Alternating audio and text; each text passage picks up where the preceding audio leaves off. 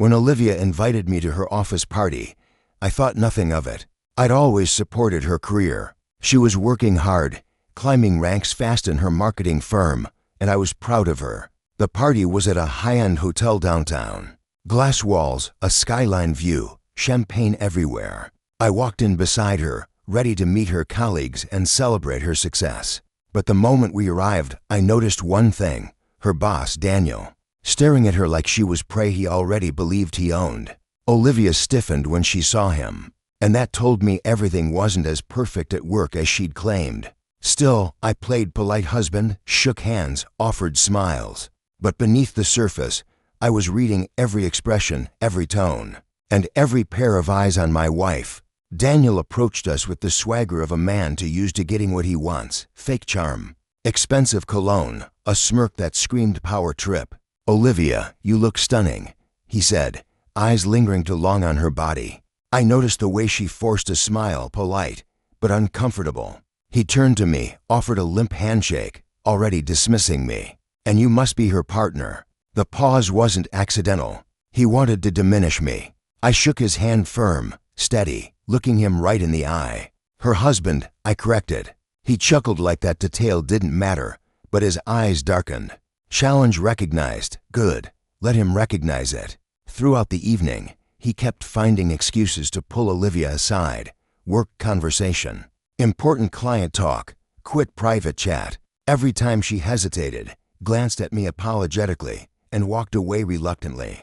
I didn't blame her. I blamed him. You can feel when a person abuses power, when professional lines blur into personal arrogance. His hand would occasionally graze her back. His jokes got too personal, and he'd whisper near her ear like I wasn't standing right there. Every muscle in my body begged for confrontation, but I wasn't going to be the guy who exploded first.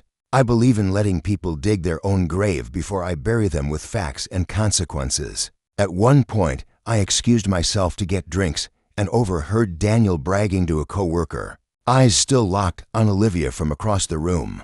"She'll realize eventually she deserves better than that. That not even him. That as if I were furniture." I walked right up, handed Olivia her drink, and wrapped my arm around her waist. Not possessively, but protectively, reminding him exactly where she belonged. Olivia leaned into me like she finally felt safe. That was all the confirmation I needed. This wasn't harmless flirting. This was ongoing harassment disguised as leadership.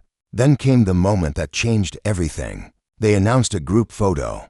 As everyone gathered, Daniel maneuvered himself next to Olivia, and as the photographer adjusted the lens, his hand slid down her back toward her hip. Her face tightened. She shifted away, but his hand followed. That was it. I stepped forward, placed my hand between them, and quietly but firmly said, "Move it." He blinked, shocked. "Excuse me," he sneered. "You think you can talk to me like that?" I stared him down. "Touch her again and find out." The room went silent. Co-workers leaned in. Whispers froze in the air.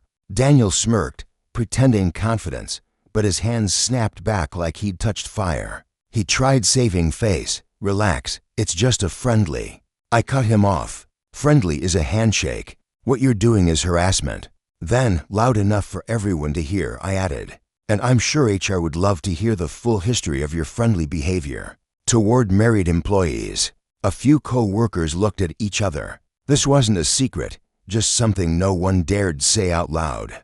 Daniel's jaw clenched. "Watch yourself," he threatened. I smiled calmly. "I don't need to watch myself. You need to watch your career." His mask cracked, rage replacing arrogance. What Daniel didn't know was that I'd already prepared. Olivia had confessed a week earlier that he'd been making her uncomfortable for months. Inappropriate comments, late-night work messages, unwanted invitations. She didn't want to cause trouble, afraid of backlash. So I collected everything: texts, emails, voicemail slips. Tonight wasn't impulse. It was strategy. I pulled out my phone and said, "Try anything again. And this goes to corporate shareholders and your wife." Yes, I knew he was married. Power men like him always assume their sins are hidden. Olivia gasped softly. She didn't know I'd gathered evidence. His face went pale, arrogance evaporating like steam on ice. He opened his mouth to argue, then saw the screen displaying one of his messages. The confidence drained from him instantly. People nearby pretended not to stare, but they heard enough. I lowered my voice. You don't get to intimidate my wife. Not here, not ever.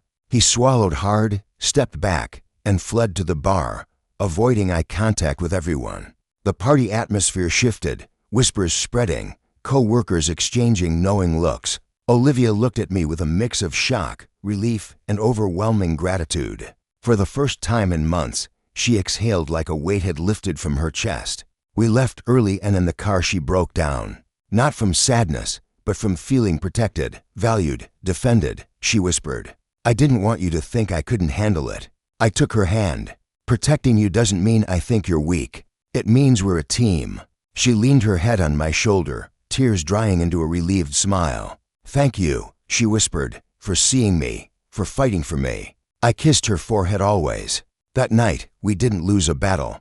We reclaimed her dignity, her safety, and our peace.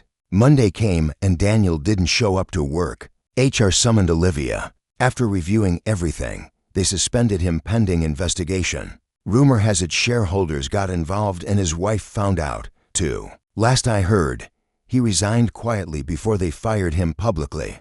That night at the office party was the last time he ever tried crossing a line.